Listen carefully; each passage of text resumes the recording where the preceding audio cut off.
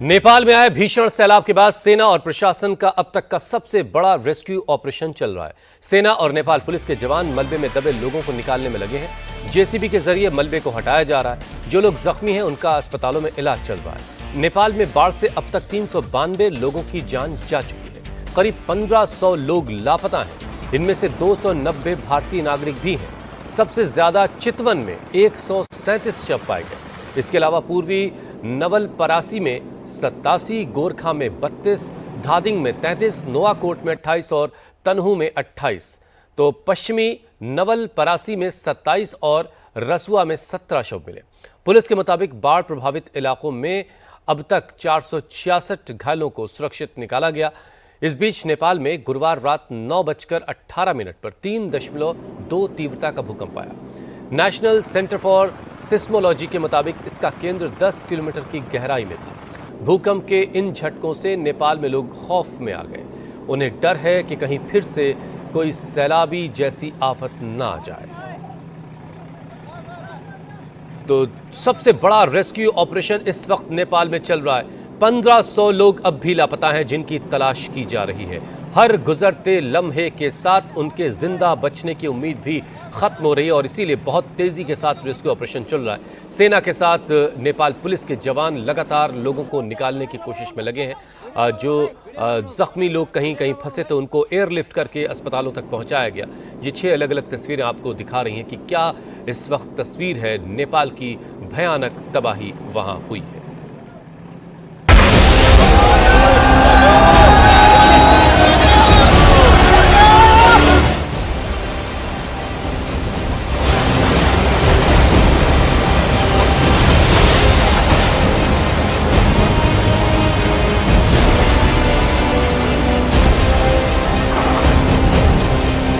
हर रोज आपदा के नए वीडियो सामने आ रहे हैं और नुकसान का अनुमान शरीर में कपकपी भर रहा है।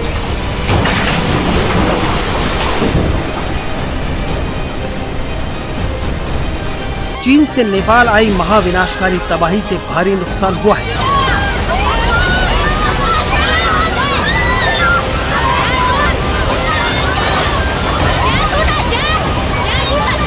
छब्बीस अगस्त को नेपाल में आई अचानक बाढ़ ने भारी तबाही मचाई है।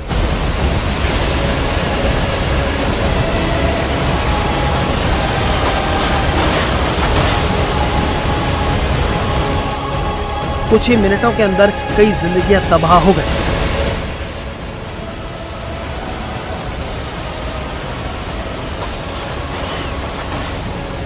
गाड़ियां और घर ताश के पत्तों की तरह बह गए।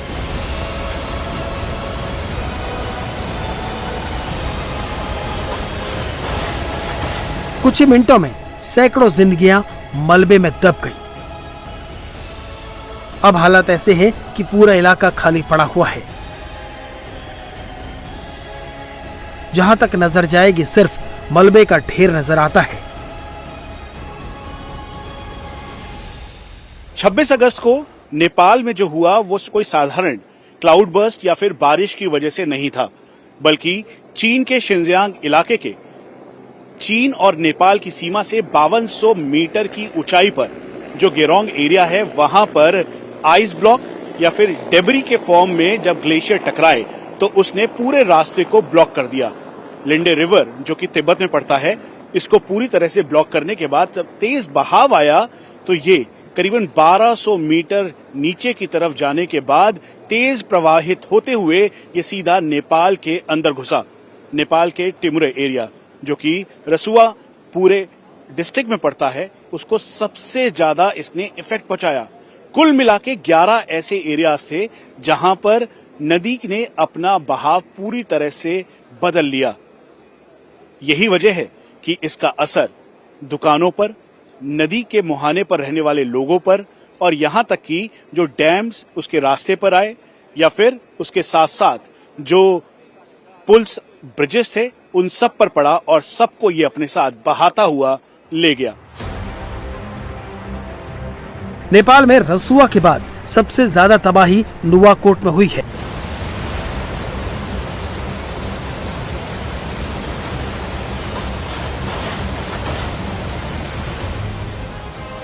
भोटेकोशी नदी में आए सैलाब का एक वीडियो सामने आया है। इसमें पानी और हजारों टन मलबा घरों, दुकानों और गाड़ियों पर कहर बनकर गिर रहा है। सैलाब का वेग इतना ज्यादा है कि एक पल में उसमें सब कुछ समा रहा है। भोटेकोशी नदी में आई बाढ़ के बाद नुवाकोट में मलबा रिहायशी इलाकों में घुसा है।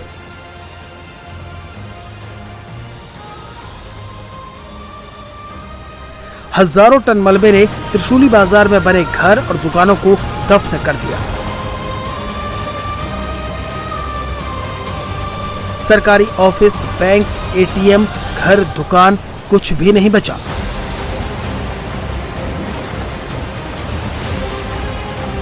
मलबा इतना ज्यादा था कि घर और ऑफिसेस की 2-3 मंजिलें उसके नीचे दब गई।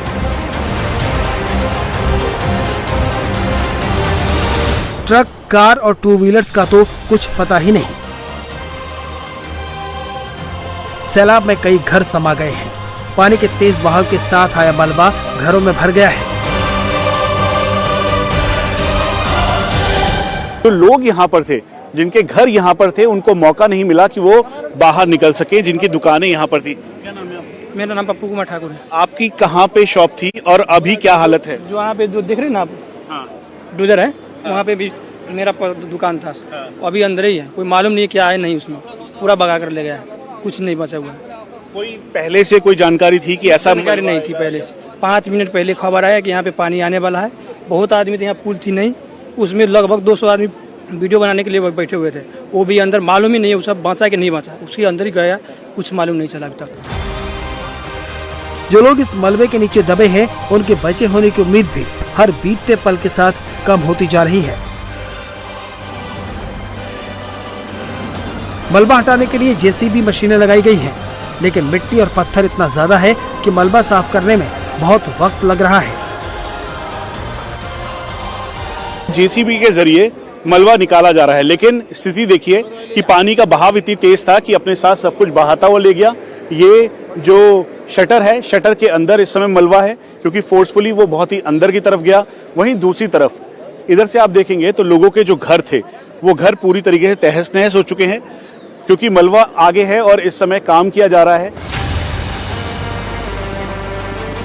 नेपाली सेना का हेलीकॉप्टर मलबे में फंसे लोगों को निकालने में लगा है।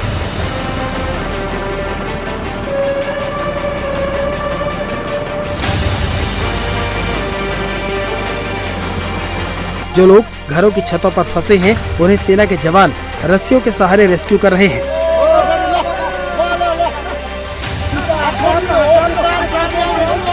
भीषण सैलाब के बाद नेपाल में अब तक का सबसे बड़ा रेस्क्यू ऑपरेशन शुरू किया गया है। बाढ़ और भूस्खलन से सड़कें प्रभावित होने के कारण टीमें पैदल और हेलीकॉप्टर से रेस्क्यू कर रही हैं।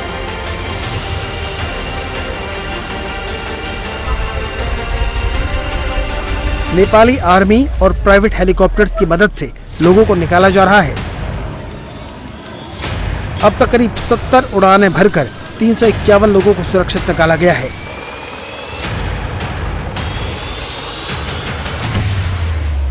इस पूरे रेस्क्यू मिशन में 13,295 सुरक्षा कर्मी राहत और बचाव के काम में तैनात किए गए हैं। इनमें नेपाल पुलिस के 7,250, नेपाली सेना के 4,200 और सशस्त्र पुलिस बल के 1,845 जवान शामिल हैं।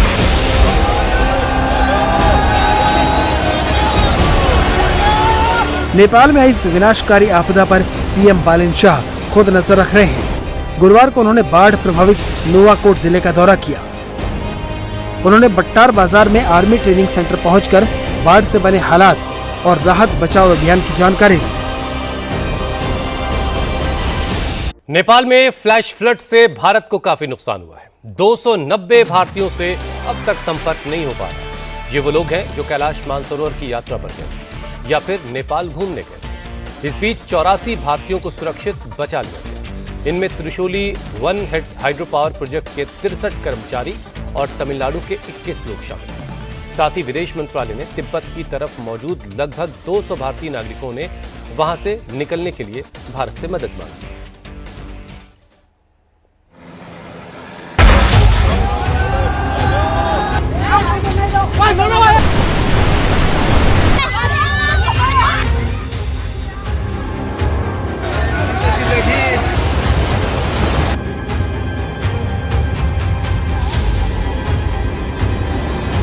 नेपाल में आई इस विनाशकारी आपदा में भारत को भी भारी नुकसान हुआ है।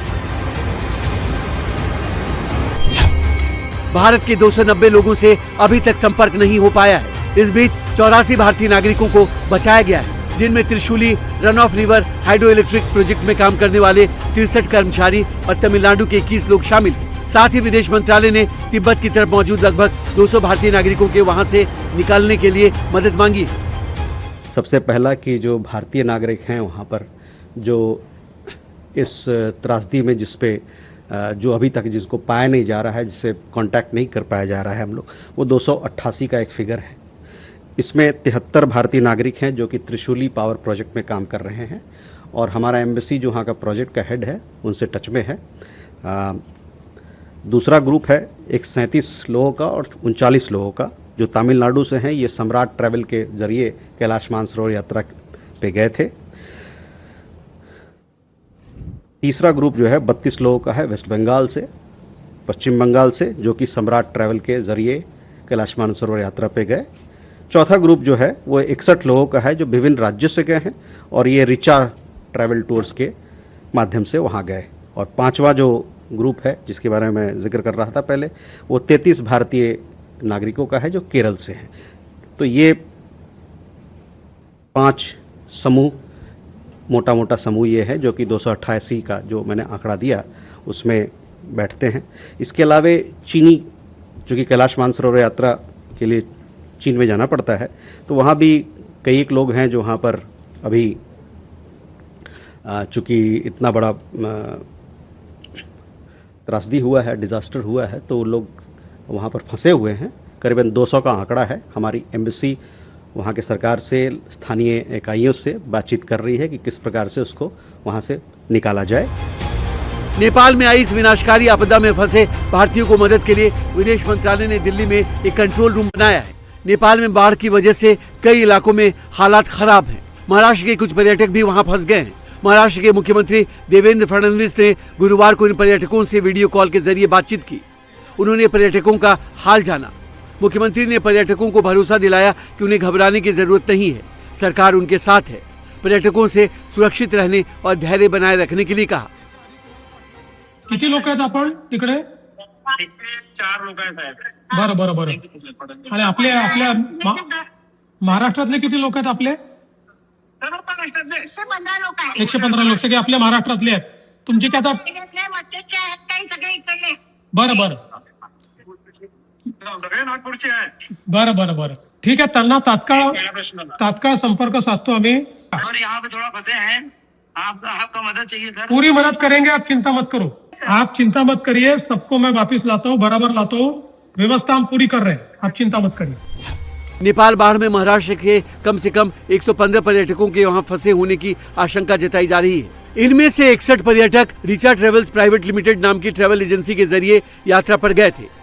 वहीं बाकी लोग व्यक्तिगत रूप से नेपाल पहुंचे थे। 53 पर्यटकों के सागा मानसरोवर क्षेत्र में सुरक्षित होने की पुष्टि हो चुकी है।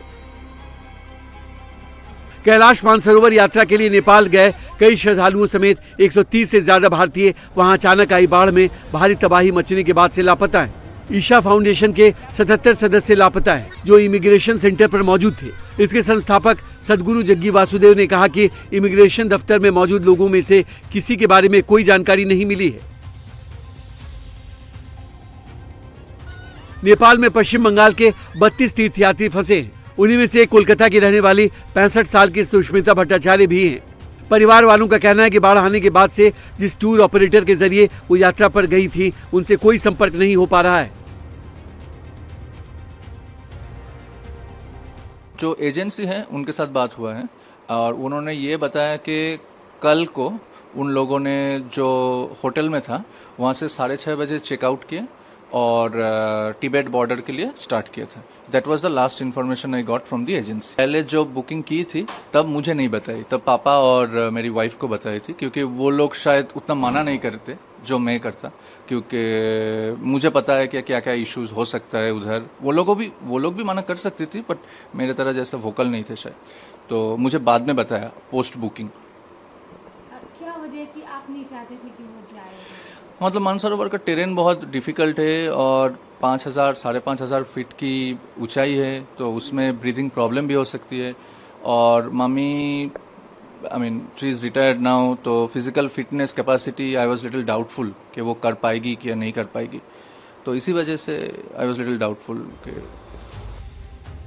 वहीं मध्य प्रदेश भोपाल के एक परिवार के 29 लोग नेपाल घूमने गए थे। जिस वक्त फ्लैश फ्लड ने नेपाल में तबाही मचाई, उस समय परिवार के सदस्य फोन पर बात ही कर रहे थे। बात करते करते उन्होंने कहा कि यहाँ कुछ अनहोनी हो गई है, वो बचने के लिए भाग रहे हैं।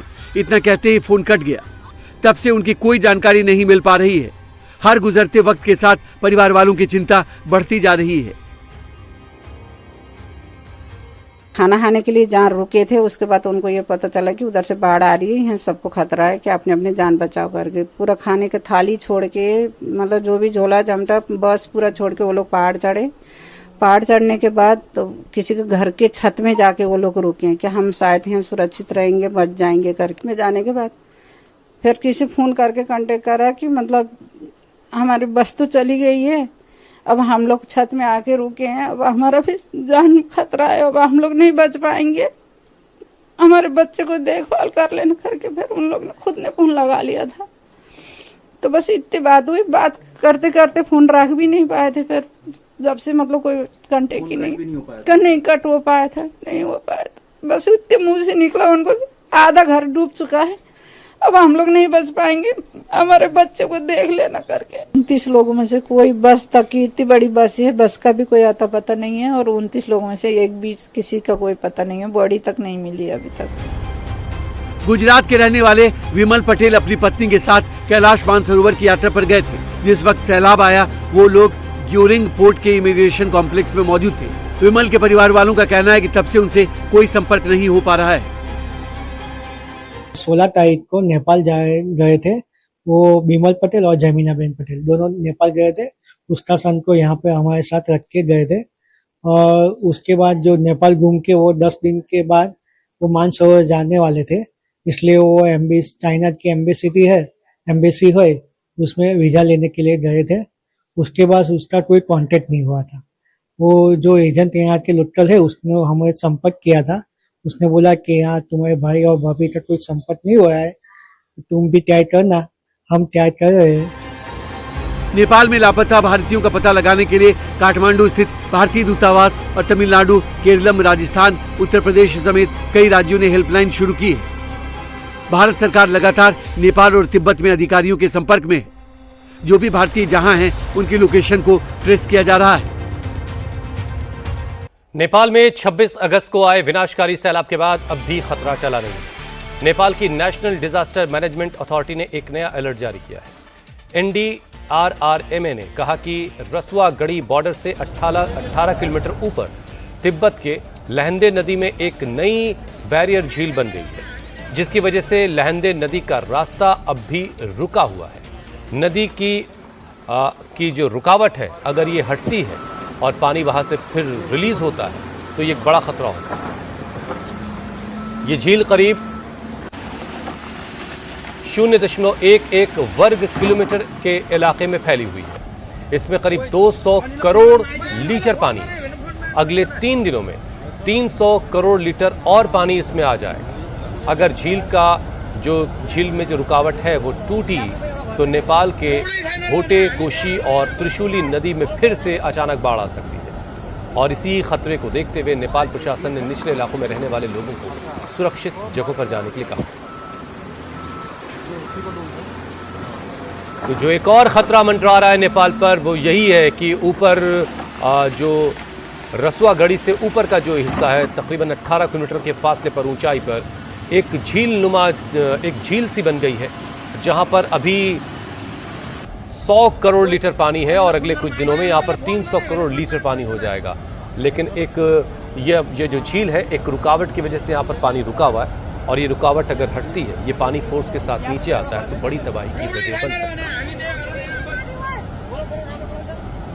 इस समय लगातार त्रिशूली बाजार में विसिल बजाकर लोगों को पीछे जाने के लिए कहा जा रहा है कि वाटर लेवल फिर से संभवतः इंक्रीज हो सकता है। नेपाल आर्म फोर्सेस के जो जवान हैं उन्होंने ये बात कही है, इसीलिए जो जेसीबी आगे काम कर रही थी वो पीछे की तरफ लेकर आए, साथ में सभी एरियाज को लॉक करते हुए अब ये सभी आगे जा रहे हैं, इस पूरे एरिया को खाली कर रहे हैं कि अगर वाटर लेवल इंक्रीज होता है तो इस पर कोई भी असर ना हो। वहीं दूसरी तरफ जो लोग यहाँ पर आए हुए थे देखने के लिए, वो सब अब यहाँ से वापस जा रहे हैं, तेज रफ्तार के साथ अपनी गाड़ियों को पीछे ले जाते हुए यहाँ से पूरा एरिया खाली कर रहे हैं। और यहाँ पर केवल जो आर्म्ड फोर्सेस के जवान हैं वो मौजूद हैं, उसके अलावा जेसीबी मौजूद है, साथ में जो यहाँ पर डिजास्टर रिलीफ के तौर पर काम कर रहे थे, उसके अलावा बाकी सभी यहाँ से सबको पीछे जाने के लिए कहा जा रहा है। वो ठीक पीछे देखिए, वहां पर ठीक सामने जो लोग हैं वो भागते हुए दिखाई देंगे आपको।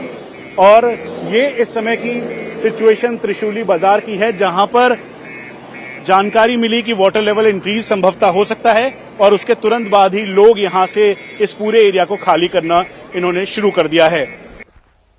नेपाल में ग्लेशियर के फटने से आई भीषण बाढ़ का असर बिहार के चंपारण से लेकर पटना तक देखा जा रहा है। वाल्मीकिनगर बैराज के सभी 36 गेट खोलने के बाद बैराज पर प्रेशर कम हुआ, लेकिन पटना में गंगा का जलस्तर बढ़ने के बाद निचले इलाकों से अब लोगों को शिफ्ट किया जा रहा है। वहीं यूपी के महाराजगंज में गंडक नदी से एसडीआरएफ ने 4 शव बरामद किए हैं। कुशीनगर की नारायणी नदी में आई बाढ़ में हजारों क्विंटल लकड़ियां बहकर आई हैं। पानी बहने की वजह से लोगों की फसलों को भी नुकसान हुआ है। तो सैलाबी आफत नेपाल में आई, लेकिन इसका असर भारत में भी देखा गया। भारत में यूपी और बिहार खासतौर से अफेक्टेड हुए। वाल्मीकिनगर बैराज जो है वहां पर 36 गेट हैं और सारे गेट खोलने पड़ गए। बैराज पर इससे प्रेशर जरूर कम हो गया, लेकिन यही पानी जब आगे बढ़ा तो पटना में गंगा का जलस्तर बढ़ गया और निचले इलाके से अब लोगों को शिफ्ट किया जा रहा है। तो इधर यूपी में महाराजगंज में गंडक नदी से एसडीआरएफ ने 4 शव बरामद किए। कुशीनगर की नारायणी नदी में बाढ़ की वजह से हजारों क्विंटल लकड़ियां बहकर आ रही हैं और पानी बहुत सारे लोगों के खेतों में घुस गया है, जिसकी वजह से फसलों को भी काफी नुकसान हुआ है।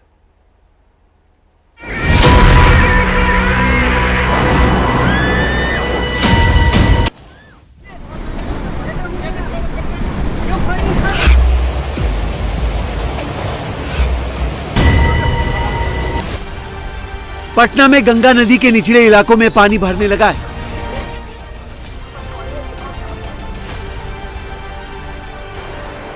लेकिन गंडक बैराज वाल्मीकिनगर में हालात नियंत्रण में है।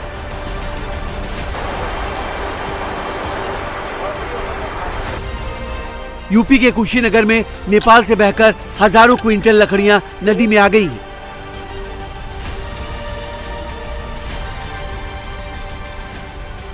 महाराजगंज के गंडक नदी में नेपाल से आई 4 डेड बॉडी बरामद हुई है।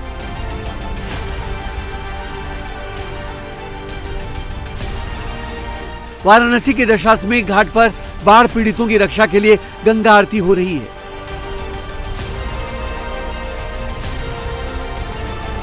नेपाल में आई भीषण त्रासदी का असर पूर्वी यूपी और बिहार पर भी दिखने लगा है।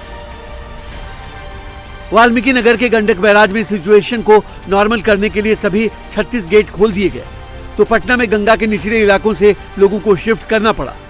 वहीं यूपी के महाराजगंज, कुशीनगर, पीलीभीत, श्रावस्ती, बलरामपुर, सिद्धार्थनगर और गोरखपुर में अलर्ट है। नेपाल हादसे के पीड़ितों की सलामती के लिए दुआओं के बीच सीएम योगी खुद हालात पर नजर बनाए हुए हैं। नेपाल के प्रलयंकारी बाढ़ के बाद सबसे बड़ा खतरा बिहार के वेस्ट चंपारण, बगहा, बेतिया और मोतिहारी समेत सभी बॉर्डर डिस्ट्रिक्ट पर था। वाल्मीकि बैराज पर नेपाल से आने वाले पानी के प्रेशर को कम करने के लिए प्रशासन युद्ध स्तर पर काम कर रहा था। सभी 36 गेट खोलकर वाटर डिस्चार्ज नॉर्मल करने की कोशिश की जाने लगी। सीएम सम्राट चौधरी ने डिप्टी सीएम विजय कुमार चौधरी के साथ वाल्मीकिनगर बैराज और बाढ़ प्रभावित इलाके का हवाई सर्वेक्षण किया, हालात की समीक्षा की और बताया कि संकट फिलहाल टल गया है। देखिए, बाढ़ का पूरा जायजा हम लोगों ने लिया और भगवान की कृपा से लगभग चीज़ें अब स्टेबल हो रही है और हम लोग वाल्मीकि नगर तक जाकर हम लोगों ने देखा अब धीरे धीरे हमारा सेटलमेंट हो रहा है। पानी से अब कहीं कोई दिक्कत नहीं लग रहा है। गृह मंत्री जी भी आपसे आदरणीय गृह मंत्री जी ने आदरणीय प्रधानमंत्री जी का लगातार संपर्क रहा। बिहार की चिंता लगातार कर रहे थे क्योंकि हम लोग को ये नहीं पता चल पा रहा था कितनी पानी आए। भगवान की कृपा से लगभग 1.5 लाख क्यूसेक पानी आए और हम स्टेबल हैं। बिहार के वाल्मीकि नगर में गंडक नदी पर बैराज बना है जो नेपाल से आने वाले पानी को कंट्रोल करता है। नेपाल तिब्बत बॉर्डर पर जहां ग्लेशियर टूटने से जल प्रलय आया, वहां से वाल्मीकि नगर की दूरी 250 किलोमीटर से अधिक है। नेपाल के भोटेकोसी, त्रिशूली और नारायणी नदी होते हुए गंडक तक आते आते जल प्रवाह की गति कम हुई। वाल्मीकि नगर बैराज पर खतरा कम हुआ, लेकिन बाढ़ के हालात में रेस्क्यू, रिलीफ और प्रिवेंशन को लेकर एसएसबी की आरआरटी टीम अलर्ट है। हमको जो ड्यूटी दिया गया है वो रेस्क्यू, रिलीफ और प्रिवेंशन के लिए है कि कोई भी किसी प्रकार की कोई भी ऐसी घटना हो तो उसमें जो हमारी आरआरटी टीम है, रिलीफ एंड रेस्क्यू टीम, वो वहाँ पर लोगों को रेस्क्यू कर सके। सिचुएशन बहुत नॉर्मल है, जितना नॉर्मल पानी जाता है उससे नॉर्मल पानी कम है। आज के दिन में जो एवरेज पानी रिकॉर्ड किया गया है वो तकरीबन 1,06,000 क्यूसिक में है, तो विच इज़ वेरी नॉर्मल। तो अभी की तरह पे हम कह सकते हैं कि सिचुएशन बहुत नॉर्मल है। सिर्फ एक प्रैक्टिस कर रहे हैं क्योंकि हमारे जो टीम है उसको एक प्रैक्टिस की जरूरत है, ताकि अगर कोई फ्लड लाइक सिचुएशन आती है तो उसमें हम क्विक रिस्पॉन्ड कर सके, उसके लिए हम प्रैक्टिस कर रहे हैं। खतरा टला तो वाल्मीकि नगर के लोगों ने भी राहत की सांस ली है। कोई सिचुएशन खराब नहीं है, सब अभी फिलहाल ठीक चल रहा है। जैसे हम लोग को संभावना था कि इतना पानी बोला गया तो उतना पानी आया नहीं है, सब नॉर्मल ही चल रहा है सर। एकदम सब ठीक है अभी सर। सब कोई अलर्ट है, जंगल विभाग का अलग स्टाफ अलर्ट है, वहाँ एसएसबी का अलग स्टाफ अलर्ट में है और हम लोग अलग अलर्ट में है। अभी तक सिचुएशन अभी ठीक है, मैंने कल तक सिचुएशन बहुत तगड़ा था, बुझा रहा था जब बैरेज टूट जाएगा, इस तरह का पानी आया था। आज तक सिचुएशन बहुत मैंने ठीक लग रहा है, नॉर्मल है इस टाइम में। हाँ, अभी नहीं बुझा रहा है। 3600 पाया सब उठा दिए हैं लोग, इसलिए पानी ही चलिए। अगर पाया नहीं उठा, फाटक नहीं उठाता पूरा भी तोड़ देता लोग। समाचार सुने थे तो मतलब बेचैनी था, हो गया था सबको, लग रहा था कब क्या हो जाए, इसका कोई गारंटी नहीं था, अनुमान नहीं था। हाँ, सब कोई डरा हुआ था। उसके वजह से पाया है 36 को, तो 3600 पाया उठा दिया गया था ताकि पानी इधर से जल्दी से खींच ले, वरना यहाँ पे जो क्षति होता तो इसके बाद से भविष्य के लिए भी बहुत ज़्यादा मतलब नुकसानदायक हो जाता। अभी तो मतलब बहुत नॉर्मल हो गया है, अभी एकदम सामान्य स्थिति हो गया है। बुधवार को नेपाल में आई त्रासदी के बाद लोग अपने घरों को छोड़कर ऊंचे ठिकानों पर चले गए थे, लेकिन अब हालात सामान्य होते ही अपने घरों को लौटने लगे। बिहार नेपाल बॉर्डर के पास के इलाकों की ये तस्वीर है और यहाँ देखिए ये वो लोग हैं जो अपने घरों को लौट रहे हैं। कल जब नेपाल से बहुत ज़्यादा पानी आने की खबर आई तो ये लोग दूसरी जगहों पे चले गए थे। कुछ लोग अपने रिश्तेदारों के घर चले गए, तो कुछ ऐसे लोग थे जो सरकार की तरफ से जहाँ रहने खाने पीने की व्यवस्था की गई थी वहाँ लोग चले गए थे, लेकिन अब ये लोग लौट रहे हैं। माइक से अनाउंस किया गया है।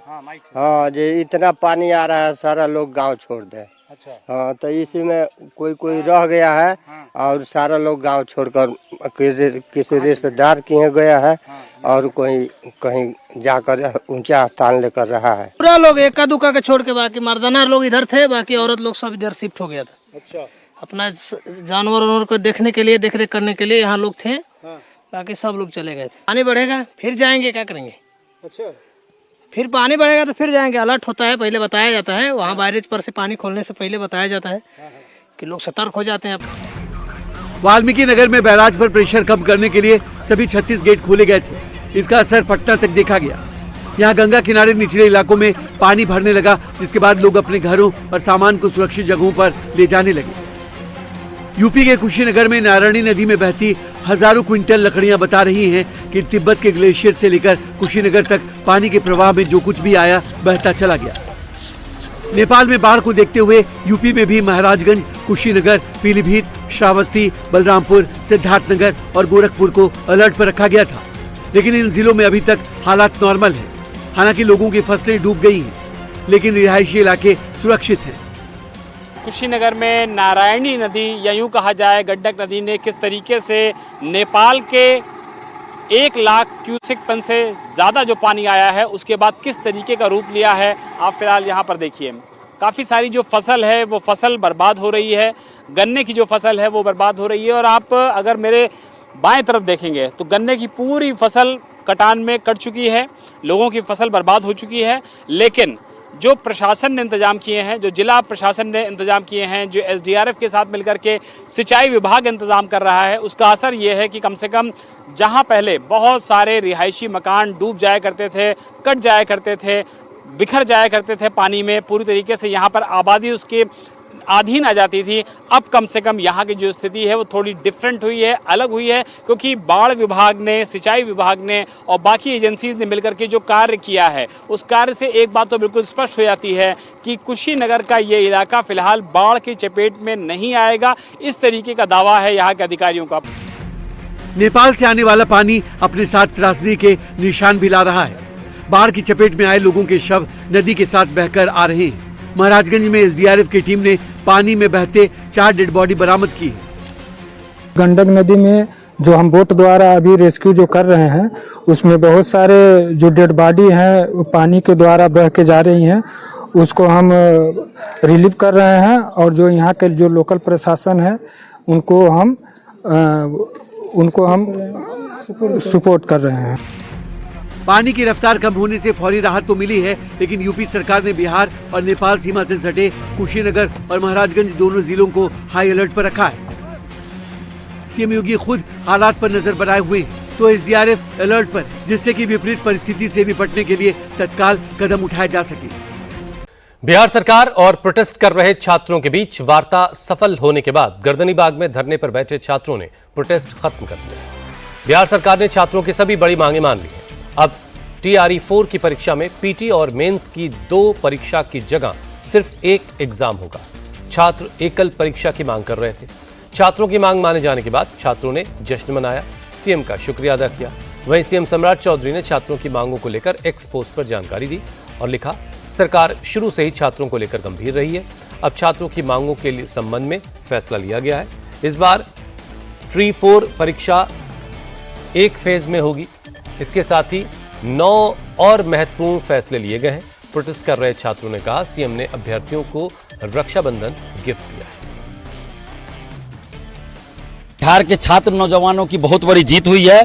छात्रों के संघर्ष की, छात्रों की एकजुटता की बहुत बड़ी जीत हुई है। और जिन मांगों को लेकर हम लोग 18 अगस्त से धरना दे रहे थे, आज 10वां दिन था और आज 10वें दिन रक्षाबंधन से ठीक पहले रक्षाबंधन का गिफ्ट माननीय मुख्यमंत्री सम्राट चौधरी जी ने बिहार के अभ्यर्थियों को दिया है।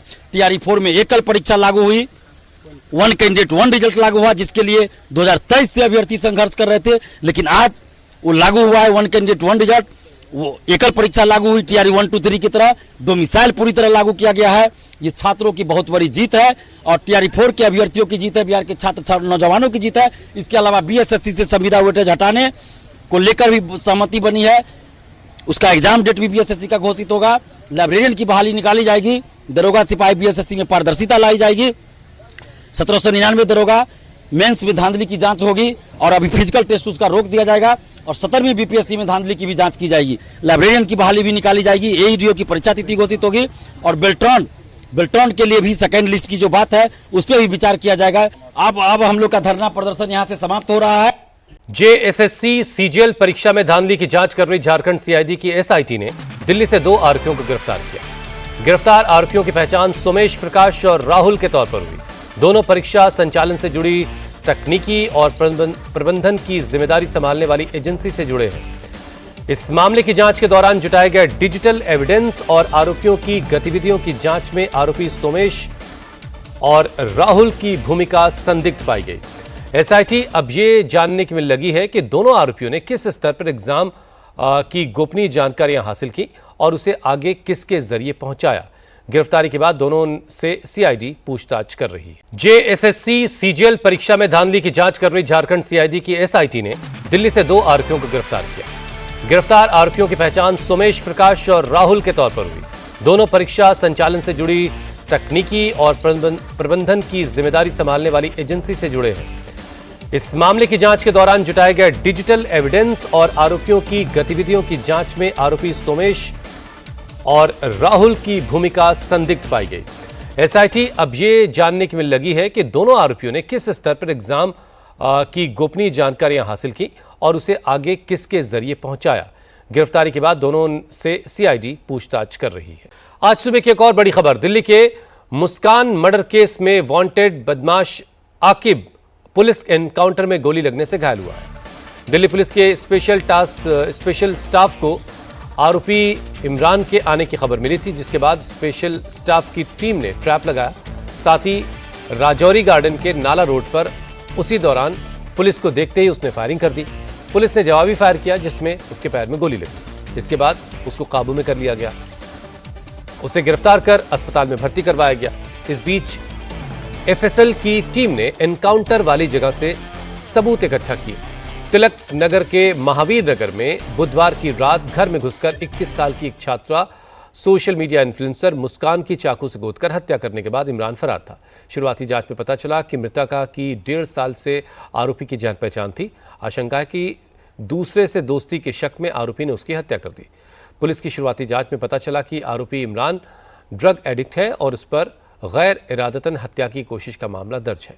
मुस्कान के दोस्त के मुताबिक आरोपी सामान्य व्यवहार नहीं करता था। वो लगातार मुस्कान का पीछा करता और उससे बातचीत करने के लिए उसे पकड़ लेता।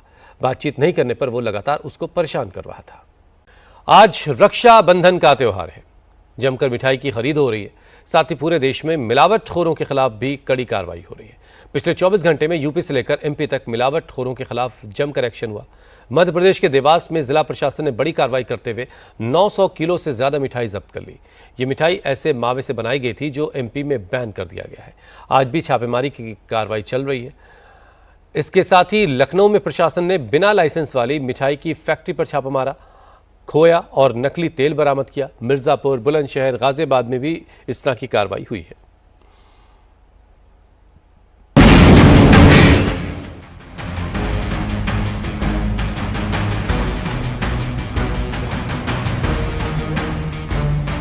मिलावटी मिठाइयां और नकली पनीर की ये खेप आपके घर तक पहुंचने वाली थी। भाई बहन के त्योहार का इमोशनल फायदा उठाने के लिए कुछ मिलावटखोर मिठाई के नाम पर जहर बेचने की तैयारी कर चुके थे, लेकिन उनके ये मंसूबे कामयाब नहीं हो पाए। इससे पहले कि वो इन्हें बाजार में बेच पाते, फूड डिपार्टमेंट का एक्शन शुरू हो गया। मध्य प्रदेश के देवास की तस्वीरें देखिए। ये मिठाइयां उस बहन की थाली तक पहुंचने वाली थीं, जो अपने भाई की रक्षा की कामना करते हुए उसे आज रक्षा का सूत्र बांध रही है। मुंह मीठा करवाने के लिए देवास के बाजार में बिक रहा ये जहर कभी भी घरों तक पहुंच सकता था, लेकिन प्रशासन अलर्ट था और रक्षाबंधन से ठीक पहले शहर में बड़े इलाके में कार्रवाई करके प्रतिबंधित मावे से बनी 972 किलो मिठाई जब्त कर ली गई। देवास में कलेक्टर से निर्देश मिलते ही तहसीलदार और खाद्य विभाग के अधिकारियों ने शहर की बड़ी बड़ी दुकानों पर छापेमारी शुरू कर दी। इस दौरान ऐसी मिठाइयां मिली जिन्हें प्रतिबंधित खोए से तैयार किया जा रहा था। देवास में एक्शन का आज तीसरा दिन है। पहले 2 दिनों में एक दुकान से 252 किलो और दूसरी दुकान से 700 किलो मिठाई जब्त की गई और इन सारी मिठाइयों को ट्रेंचिंग ग्राउंड में तहसीलदार के सामने नष्ट कर दिया गया। कल हुई इस जांच में सामने आया कि मध्य प्रदेश शासन द्वारा प्रतिबंधित एनालॉग मावे से इन मिठाइयों का निर्माण कराया जा रहा था। बड़ी भारी मात्रा में एनालॉग मावा तथा इस प्रकार के मिष्टान उक्त संस्थानों पर पाए गए, जिसे प्रशासन द्वारा कार्रवाई करके जब्त किया गया तथा आज उनका निष्टीकरण किया गया। कल की गई कार्रवाई में न्यू स्वदेशी स्वीट्स नयापुरा तथा जोधपुर स्वीट्स भोपाल चौराहा पर हमने कार्रवाई की। सर, आगे कार्रवाई जारी रहेगी? यह कार्रवाई आगे निरंतर जारी रहेगी। देवास में ये मिठाई जिस मावे से बनी थी वो खोया, सिंथेटिक दूध, dried milk powder, fat, acid और हाइड्रोकार्बन से बनता है, जिससे हेल्थ की गंभीर समस्याएं हो सकती हैं। इसके बावजूद बड़ी दुकानों पर भी इसे बेचा जा रहा था। मध्य प्रदेश सरकार 12 अगस्त 2026 को सर्कुलर जारी करके इस खोए पर बैन लगा चुकी है। प्रशासन का कहना है कि छापेमारी की ये कार्रवाई जारी रहेगी। मध्य प्रदेश के बाद यूपी का रुख कीजिए। यूपी के मिर्जापुर में चोरार इलाके में फूड सेफ्टी डिपार्टमेंट ने 10 कुंतल खोया जब्त करके उसे जमीन में दबा दिया। ये खोया रक्षाबंधन के मौके पर बेची जाने की तैयारी थी। प्रशासन को आशंका है कि एक बड़ी खेप बाजारों में पहुंच चुकी है, इसलिए आज मिठाई खरीदते समय सावधान रहें। मिलावटखोरों के खिलाफ योगी सरकार के निर्देश साफ हैं, इसलिए जब चुनार मंडी में नकली खोए की सूचना मिली तो खुद एसडीएम मौके पर पहुंचे और 10 कुंतल खोया बरामद किया गया। वहीं बुलंदशहर में मिलावटी खाद्य पदार्थों की रोकथाम के लिए निगरानी का अभियान चल रहा है। बुलंदशहर में FSDA की टीम टोल और नाकों पर लगातार गाड़ियों की जांच कर रही है। मिशन के दौरान एक बोलेरो मैक्स से करीब 400 किलो पनीर बरामद किया गया। टीम का दावा है कि ये पनीर 2 कंटेनर्स में रखा गया था, बाजार भेजा जा रहा था। शुरुआती जांच में पता लगा कि पनीर खट्टा है, इसलिए करीब 1,12,000 की कीमत वाला ये पनीर मौके पर ही नष्ट करवाया गया। इस कार्रवाई से 24 घंटे पहले ही बुलंदशहर और गाजियाबाद में FSDA की टीम ने कई जगहों पर छापेमारी की।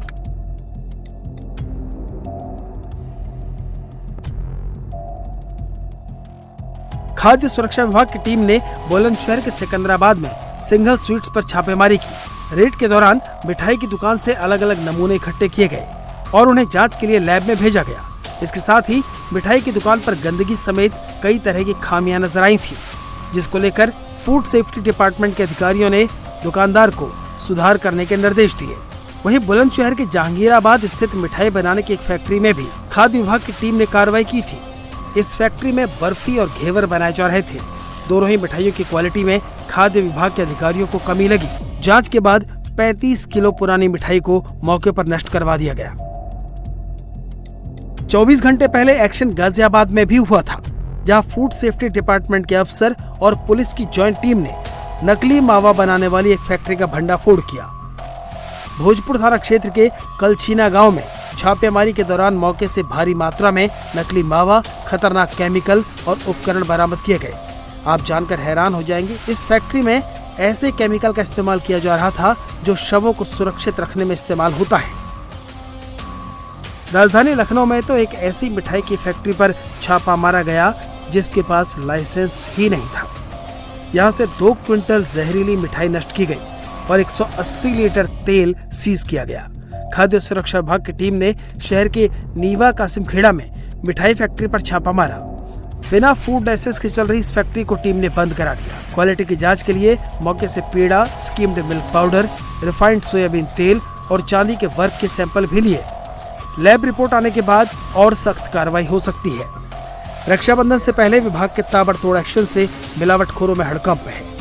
FSDA खाद्य पदार्थों की गुणवत्ता बनाए रखने, साफ सफाई रखने और खाद्य सुरक्षा मानकों का पालन करने को लेकर सख्त निर्देश दे रहा है। नागपुर में रक्षाबंधन के मौके पर एक निजी स्कूल के छात्रों ने महा राखी बनाकर एक अद्भुत रिकॉर्ड बनाया। इस राखी को महाराष्ट्र की सबसे बड़ी राखी बताया जा रहा है। ये राखी 65 फीट चौड़ी है और इसकी लंबाई 75 फीट है। इस विशाल राखी को बनाने में छात्रों को 8 से 10 दिन का वक्त लग गया। इसे कई स्टूडेंट्स से मिलकर बनाया है। इस अनोखी राखी को बनाने में पूरी तरह से इको फ्रेंडली चीज़ों का इस्तेमाल किया गया, जैसे बांस, कागज़ और पेड़ों से गिरी हुई पत्तियों को इसमें इस्तेमाल किया गया है। इस राखी में एयरक्राफ्ट, मिसाइल और टैंक के साथ साथ भारत माता के चित्रों को दर्शाया गया है। इसके अलावा भारत की आज़ादी के 80 साल पूरे होने के मौके पर इसमें देशभक्ति और साथ ही भगवान गणेश की छवि को भी उकेरा गया है। इस राखी के जरिए बच्चों ने एकता, देशभक्ति और पर्यावरण संरक्षण का मैसेज दिया। रक्षाबंधन के पर्व पर महाराष्ट्र की संभवतः सबसे बड़ी राखी स्कूल के बच्चों ने बनाया है। नागपुर के एक निजी स्कूल के बच्चों ने एक विशाल राखी बनाई है। आप ये देख रहे हैं कि उन्होंने पूरी की पूरी राखी इको फ्रेंडली बनाई और सबसे अहम बात यह है कि छोटी छोटी राखियों को मिलाकर एक महा राखी बनाई गई है, जिसमें अधिकांश ये राखियाँ जो बनी हुई है उसमें एयरफोर्स, आर्मी, नेवी को दर्शाया गया है। कहीं पे एयरक्राफ्ट दिखाई गई है तो कहीं पे टैंक दर्शाए गए हैं तो कहीं पे सैटेलाइट्स के रॉकेट्स दिखाए गए हैं, मिसाइल्स दिखाई गई है, पिनाका मिसाइल्स दिखाई गई है। तमाम यहाँ पर यदि दूर तक नज़र जाए तो तमाम राखियों अलग अलग जो बच्चों ने जो राखी बनाई है, एयरफोर्स, आर्मी, नेवी की छोटी छोटी राखियाँ बनाई है। और इसके साथ ही साथ ये पूरी राखी पर जगह जगह पर भारत माता का चित्र अंकित किया गया है। भारत का जो ध्वज है, ध्वज के रंग को भी यहाँ पर उकेरने की अलग अलग अंदाज में इन छोटे छोटे बच्चों ने कोशिश की है।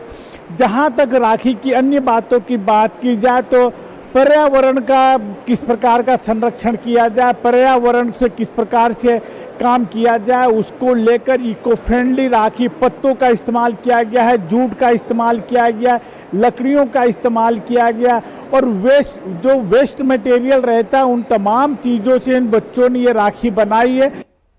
उत्तराखंड के रुद्रपुर में ईद मिलादुन नबी के मौके पर एक मौलाना की तरफ से दिए गए भाषण पर विवाद खड़ा हो गया है। त्रिशूल चौक पर आयोजित कार्यक्रम में मौलाना की विवादित तकरीर का वीडियो सामने आया, जिसमें मौलाना मदरसों को लेकर राज्य सरकार को चेतावनी देते हुए सुनाई दे रहे हैं। मौलाना ने कहा कि अगर मदरसों को छेड़ा गया तो मुसलमान क्या हाल करेंगे, इस पर विचार करना होगा। मौलाना जब ये बयान दे रहे थे तो सामने हजारों की संख्या में लोग बैठे थे। जुलूस में अल्लाह अकबर के नारे लगे। मौलाना के भाषण का वीडियो सामने आने के बाद रुद्रपुर के मेयर विकास शर्मा ने पलटवार किया। उन्होंने कहा कि सरकार की तरफ से एक्शन सिर्फ अवैध मदरसों पर लिया गया है, वैध मदरसों के खिलाफ कोई कार्रवाई नहीं हुई है। मेयर ने कहा कि विवादित तकरीर करके लोगों को मौलाना भड़का रहे हैं। मदरसों के बारे में ज्यादा फैसला आप मत करो, इसलिए कि हम भी तो अपने मुसलमानों को तालीम देते हैं किसी पर जुल्म नहीं करना है, झूठ नहीं बोलना है, चोरी नहीं करनी है, ज्यादती नहीं करनी है, कोई भी चीज नहीं करनी है। और याद रखना, अगर मदरसे बंद कर दिए तो फिर देखना आप ये मुसलमान क्या हाल करेंगे। ये किसी की सुनने वाले नहीं है, ये तो अपने उलमा की इज्जत करते हैं जो सुन लेते हैं, वरना आज भी इनके अंदर वही जज्बा है जो सहाबा के अंदर था। जब जंगे बद्र हुई थी और नबी जब परेशान हुए थे तो एक सहाबी रसूल खड़े हुए और खड़े होकर के कहा, उठे मिक़दाद उठकर अर्ज की, ऐ सरवरे आलम, नहीं है कौमे मूसा की तरह कह देने वाले हम, नबी का हुक्म हो तो कूद जाए हम समंदर में, जहां को महक कर दे नारे अल्लाह अकबर में। नारे